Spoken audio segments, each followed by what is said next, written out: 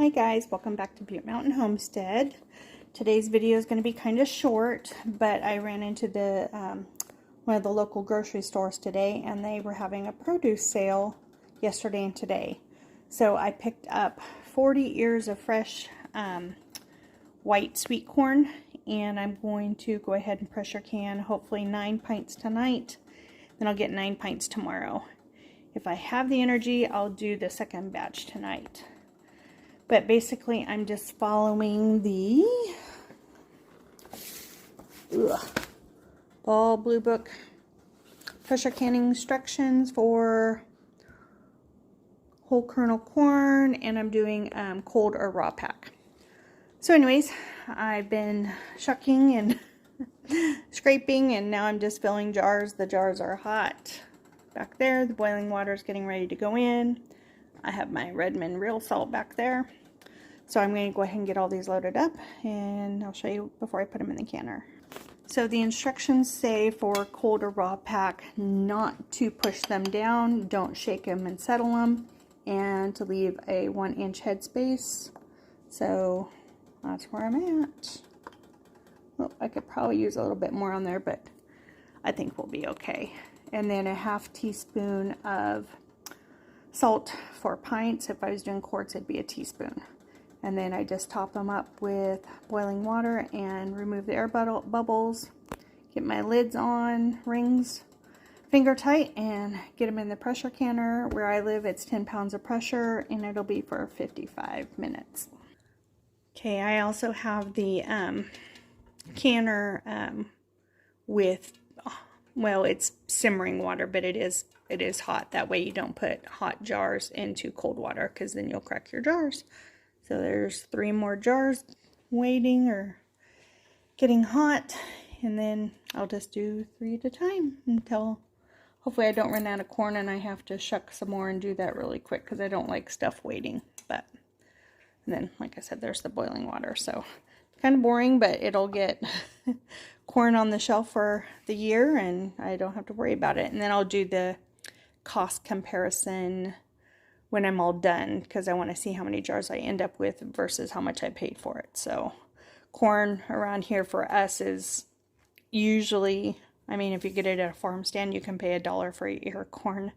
But one of the better grocery stores had it for $1/4 an ear a couple weeks ago, but they ended up, because of their quality control, they didn't keep it on the produce floor or produce, shelves. And then this store had it for 38 cents an ear. So I bought 40 ears, so it's like $15.20. We'll see how much that ends up being, but I'm using Redmond's real salt, water, and corn. That's all that's going in there. So, and I shucked them myself, so I know where the corn's coming from. And they are sweet kernel, so I'm excited about that. Come and get these 3 going. Okay, I ended up with 7 pints. And then there was a little bit of corn left over, and I'm not going to sit there and hurry and try to do 2 more ears of corn or 4 more ears of corn to fill the jars. So that was 20 ears of corn, so minus 1. So 19 ears of corn for 7 jars. So I need to keep that in mind. And then we'll just have that for dinner. So anyways, I'm going to go ahead and get the lid on this. Get the lid on that and get the pressure up. And for those, I'm not going to show every step, but I might. But you just bring the pressure up, wait for the vent to get going really good, time that for 10 minutes, and then you put the gauge on, bring the pressure up to 10 pounds of pressure, like I said, for my area. And then you start the timer from there, and you need to keep it at the 10 pounds. So you have to have to watch it. So that, and then 55 minutes. Then we take it off the burner, let it set for a while, let it come all the way down to 0 pressure and cool down. I take the lid off for a little bit to kind of let the steam escape a little bit, and I'll show you all that. But for those that don't make it to the end of the video, that's what I'm going to do. Then I take the lid off, take the jars out, I don't touch them for 24 hours. And then tomorrow I'll check all the seals and get them on the shelf. And any of them that didn't seal, we'll just eat them as a meal. So have pretty good luck. I've been having about 1 jar per pressure canning batch, not seal. So I'm not sure if I try to tighten them all the same way, but that's just what happens. But we eat them anyway, so it's all good. Okay, this had vented for 10 minutes. It just was really loud, and if you've ever pressure canned before, if not, I'm sorry. But if you had, then you know. But that vented for 10 minutes and I put the gauge on, and now I'm waiting for this to get up to 10, and then I will monitor my stove dial to keep it at 10 pounds of pressure. So it's heading that way. So I did turn it down from high because it was getting up there pretty quick. So then when it gets to that 10, then I will start the 55-minute timer and keep it at the 10 the best I can, and then just mess with the stove dial. And there's about a 3-minute reaction time to the change on that. So yep, just wait for it to get up to 10. Okay, it's just hitting 10, so I'm now gonna turn it down a little bit to maintain that.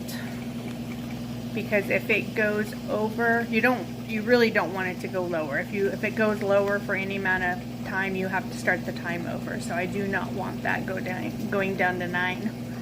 If it goes to 11, I don't want it to go to 11, so I do my best to keep it at 10. And you know what's a bummer is when the power goes out, when you have 20 minutes left on your pressure canning.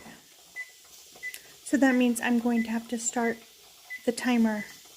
I'm going to have to start all over when it comes back on. Can we say how frustrated I am? Okay, so power is not due to come back on until early middle of the night. So I'm not going to, I've talked it over with a friend who pressure cans forever.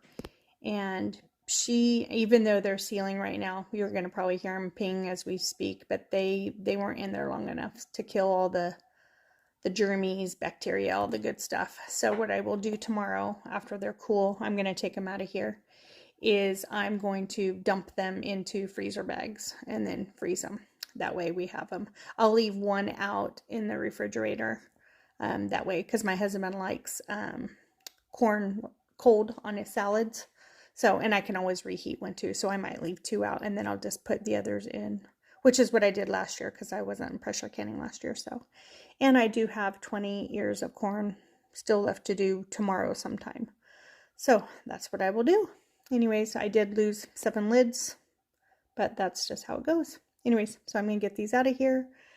I'm going to get some, my husband got lanterns out. We have our power banks out to make sure everything's charged. So I'm going to find something to read before it gets dark. So, and then I'll have a nightlight. Anyways, guys, this is what happens. Stuff happens. This was the first for me, and luckily my friend was still awake because she lives on the other side of the United States. So luckily she was awake and was able to troubleshoot with me. So now I've learned something myself. And that's just how it goes. So, but yeah, see this one right here, they've all sealed. So I probably got 100% seal rate too, which is going to be a bummer, but that's how it goes.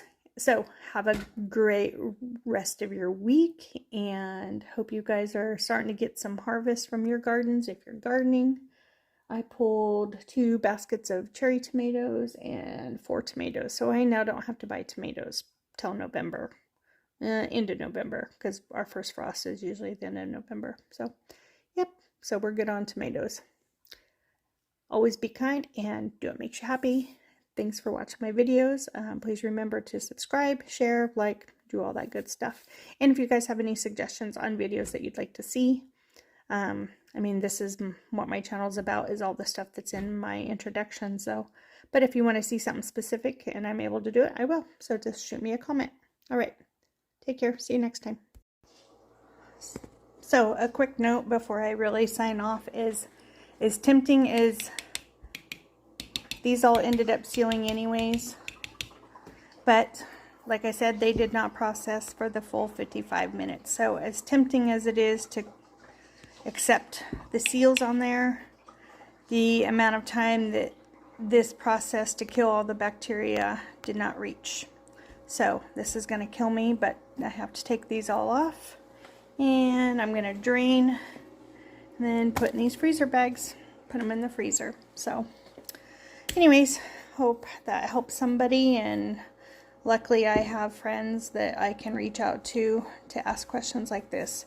I guess an alternative would have been to have an outdoor stove already set up, which I don't, or we don't, and I could have immediately taken it out there, and I would have probably had to start the time over, but it wouldn't have lost heat.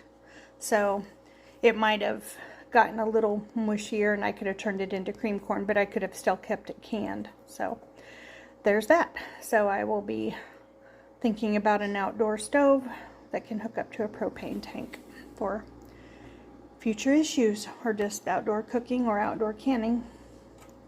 Alrighty guys, now I'm really signing off. See you next week.